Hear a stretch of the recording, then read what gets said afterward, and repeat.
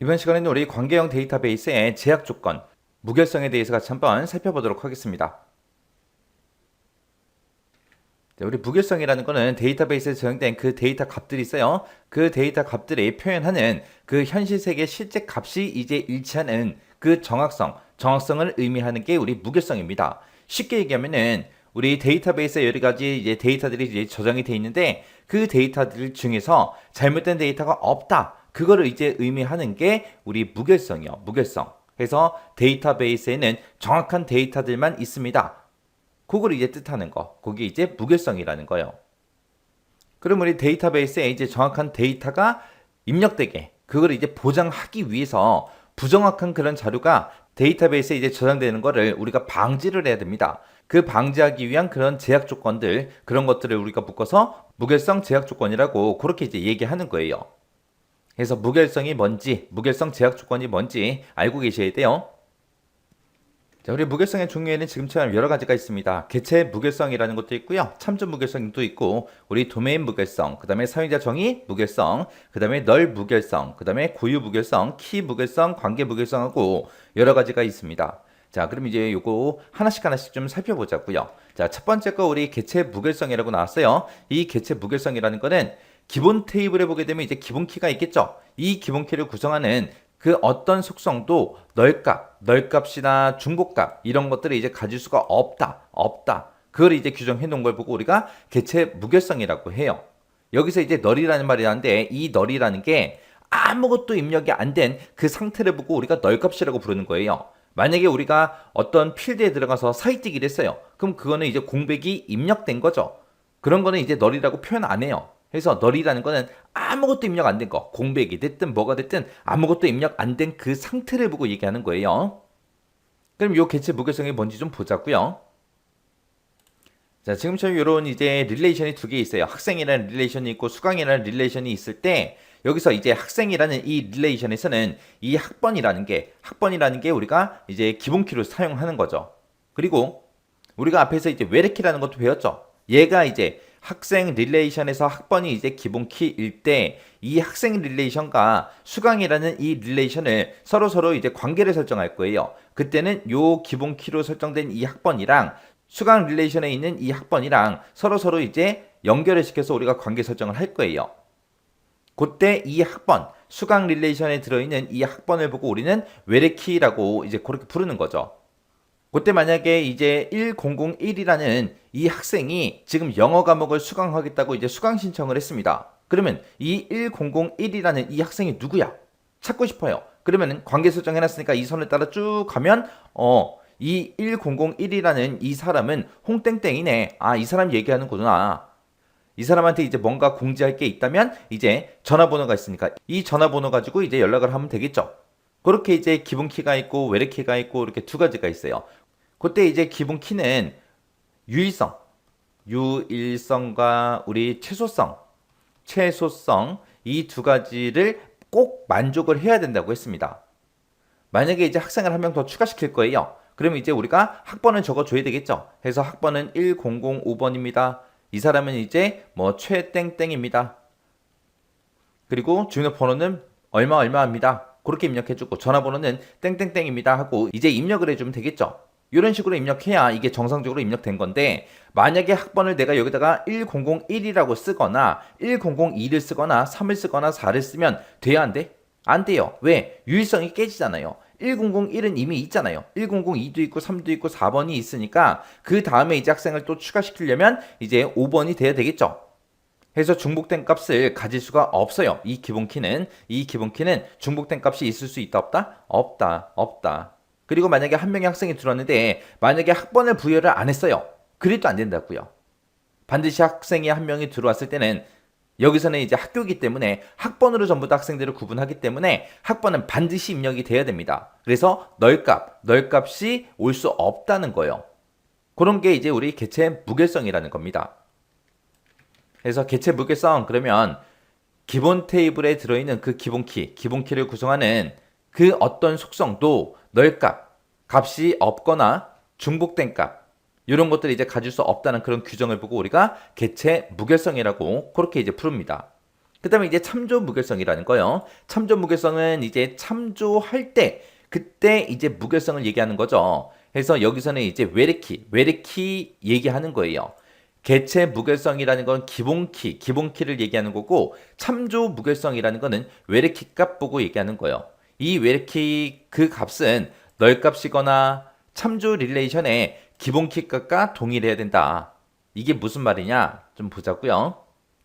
자, 지금처럼 이렇게 이제 학생 릴레이션하고 우리 수강 릴레이션이 있을 때, 이 학생 릴레이션에서는 이 학번이라는 게 이제 기본키라고 했고요. 그때 이제 수강 릴레이션에서는 이 학번이 이제 외래키로 이제 사용이 된다고 했습니다. 그때 이 두 개 테이블 간에, 이 두 개 릴레이션 간의 관계를 맺으면 얘랑 이제 관계가 설정이 되겠죠. 그때 이 외래키를 잘 보셔야 돼요. 지금 만약에 학생이 한 명 들어와서 수강 신청을 했는데 그 학생은 학번이 1005번이다. 얘는 이제 국사를 수강했다. 이렇게 이제 데이터가 입력이 되면 돼야 안 돼? 안 돼요. 1005번이 누구예요? 없잖아요, 지금. 만약에 학생이 한 명이 더 추가가 됐다면 1005번하고 학생을 먼저 추가시켜야죠. 근데 지금 학생 테이블에는 1005가 없는데 지금처럼 이 수강 릴레이션에서 우리가 1005번을 추가시킬 수 없다라는 거예요. 그래서 우리가 수강 릴레이션 여기서 이제 학번을 추가시킬 때는 반드시 이 학생 테이블에 들어있는 이 데이터들 중에서 이제 하나를 반드시 입력을 해야 돼요. 이렇게 1005가 우리 학생 릴레이션에는 없는데 여기다가 이제 추가시켰다? 그게 이제 안 된다는 거. 아니면 만약에 수강 릴레이션에다가 이제 우리가 데이터를 하나 입력할 건데 학번을 입력하지 않고 여기다가 만약에 과학이라고 입력을 했습니다. 과학하고 이렇게 입력을 했어요. 그러면 돼야 안 돼? 이거는 또 돼요. 왜? 학번에 아무것도 없으니까 우리가 학생 릴레이션으로 뭔가 찾으러 가야 안 가? 안 가요. 왜? 뭔가 번호가 있어야 그 번호를 찾아주세요 하고 찾아갈 텐데 여기는 학번이 없기 때문에 찾아가질 않습니다. 이런 걸 보고 우리가 참조 무결성이라고 그렇게 이제 부르는 거예요. 그래서 참조 무결성이라는 거는 외래키의 값은 널값이 입력이 돼도 돼요. 그리고 참조 릴레이션의 기본키 값과 동일해야 된다. 널값이 이제 입력이 되거나 기본키로 설정한 그곳에 들어있는 그 값과 동일한 값만 입력을 해야 된다. 그게 이제 참조 무결성이요. 지금 여기 개체 무결성에서는 널값이 올 수 있어요, 없어? 없다 그랬어요. 근데 이 참조 무결성은 널값이 올 수 있다, 없다? 있다. 이거 헷갈리시면 안 돼요. 그래서 우리가 참조를 할 수가 없는 그런 외래키 값을 가질 수 없다라는 그런 규정을 보고 우리가 참조 무결성이라 그래요. 이게 뭐냐? 아까 우리 학생이 4명 있었죠? 1001번 학번 가진 사람이 있었고 1002가 있고 3이 있고 4번까지 있었죠? 근데 이 외래키 값에서 만약에 1005를 입력했어요. 그런 학생은 있다, 없다? 없다. 1005는 참조할 수 있다, 없다? 없다. 그렇게 이제 참조할 수 없는 그런 거는 우리 외래키 값으로 가질 수가 없다. 그 얘기예요. 이런 게 이제 참조 무결성이요. 자, 그 다음에 이제 도메인 무결성이요. 도메인 무결성, 그러면 얘는 이제 주어진 속성의 값은 정의된 그 도메인에 속한 그 값이어야 된다. 그 규정을 보고 우리가 도메인 무결성이라고 해요. 이게 무슨 말인지 좀 보자고요. 자, 지금처럼 이렇게 이제 학생 릴레이션, 수강 릴레이션이 있을 때 만약에 학년이 입력된다고 생각해 보세요. 학년. 만약에 여기에 이제 몇 학년인지 이제 입력을 할 거예요. 그래서 학년이라는 속성을 이제 추가시켜서 보자고요. 자, 여기다가 이제 학년을 입력할 때 1학년입니다, 2학년입니다, 3학년입니다, 4학년입니다 하고 대학교라면 이렇게 1학년부터 4학년까지 그렇게 입력을 할 수 있겠죠. 여기가 초등학교라고 생각해 보세요. 그러면 이 학년에 우리가 입력할 수 있는 값은 1학년부터 6학년까지 있을 거고, 만약에 이 학생 릴레이션이 만약에 고등학교나 중학교 거예요. 그러면 1학년부터 3학년까지만 그렇게 입력을 할 수 있겠죠. 해서 도메인이라는 거는 우리 입력될 수 있는 그 값의 그 범위를 보고 우리가 도메인이라고 부르는 거죠. 만약에 학년이 아니라 만약에 성별이라는 그 속성이 있어요. 그 성별에는 뭐 아니면 뭐만 입력해야 돼요? 남 아니면 여, 둘 중에 하나만 입력되게 그렇게 해야 되겠죠. 이런 걸 보고 우리가 도메인이라고 했죠. 만약에 성별에다가 가라는 글자가 입력이 됐어요. 그러면 안 되잖아요. 나라는 글자가 입력됐어요. 안 되잖아요. 다라는 글자가 입력됐다? 그것도 안 되잖아요. 여기는 이제 대학교이기 때문에 학년은 1학년부터 4학년까지만 입력이 되게 그렇게 이제 도메인 범위가 지정이 되겠죠. 그래서 5학년은 입력이 안 되게, 6학년도 입력이 안 되게 그렇게 이제 만들어 줘야 돼요. 그런 걸 보고 우리가 도메인 무결성이라고 해요. 도메인 그러면 우리가 속성값으로 이제 사용할 수 있는 그 데이터의 범위, 그걸 보고 우리가 도메인이라고 하는데 그 도메인에 속한 값만 우리가 입력할 수 있다. 그 규정을 보고 얘기하는 거고요. 그 다음에 이제 사용자 정의 무결성이라는 거요. 사용자 정의 무결성이다. 그러면 사용자가 정의해 놓은 그 제약 조건에 만족하는 그 데이터들만 우리가 입력할 수 있게 그렇게 이제 규정해 놓은 걸 보고 우리가 사용자 정의 무결성이라고 하는 거예요. 그 다음에 이제 널 무결성이다 라고 하게 되면 특정 속성의 값이 널 값이 못 들어오게 하는 그런 규정을 보고 우리가 널 무결성이라고 하는 거고요. 그 다음에 이제 고유 무결성이다 라고 하게 되면 고유 무결성이라는 거는 각 튜플이 갖는 그런 속성 값들 있죠. 그 속성 값들은 서로 달라야 된다. 고유해야 된다. 하나의 데이터는 고유해야 된다. 그걸 이제 규정해 놓은 걸 보고 우리가 고유 무결성이라고 합니다. 그 다음에 이제 키 무결성. 그러면 이 키 무결성이라는 거는 하나의 릴레이션에는 적어도 하나의 키가 존재해야 된다. 그걸 이제 규정해 놓은 걸 보고 우리가 키 무결성이라고 하는 거고요. 관계 무결성. 그러면 말 그대로 관계에 대한 거예요.